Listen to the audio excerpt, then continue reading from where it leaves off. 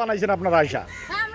পঞ্চগড়ের পৃথক সীমান্ত দিয়ে নারীসহ আবারও ১৭ জনকে ঠেলে পাঠিয়েছে ভারতীয় সীমান্তরক্ষী বাহিনী। বুধবার গভীর রাতে সদর উপজেলার হারিভাষা ইউনিয়নের বাঙ্গালপাড়া ও তেঁতুলিয়া উপজেলার ভজনপুর সীমান্ত দিয়ে তাদের পাঠানো হয়। এদের মধ্যে ৮ জন পুরুষ ও ৯ জন নারী।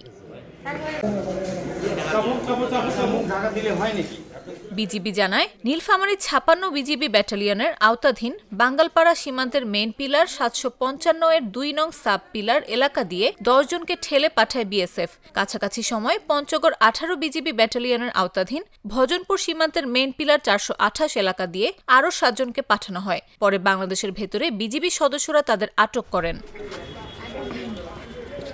সদর থানা পুলিশের ভারপ্রাপ্ত কর্মকর্তা আব্দুল্লাহ হিল জামান বলেন, বাঙ্গালপাড়া সীমান্তে আটকদের সদর থানা পুলিশের কাছে হস্তান্তর করা হয়। তাদের পরিচয় যাচাই করা হচ্ছে। বাংলাদেশি নাগরিক পরিচয় নিশ্চিত হলে আইনি প্রক্রিয়ায় তাদের পরিবারের কাছে হস্তান্তর করা হবে। গত ২-৩ মাসে ৯ দফায় পঞ্চগড়ের বিভিন্ন সীমান্ত দিয়ে নারী শিশুসহ ১৪০ জনকে জোর করে বাংলাদেশে পাঠায় বিএসএফ।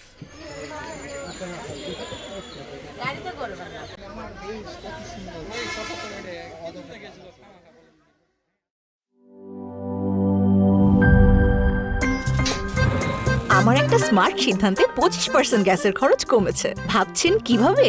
সাধারণ গ্যাস স্টোভ বদলে আমি এনেছি আরএফএল গ্যাস স্টোভ। এর সাইন্টিফিক নজল ও ব্রাস বার্নার ক্যাপ সমানভাবে তাপ ছড়িয়ে রান্না করে দ্রুত।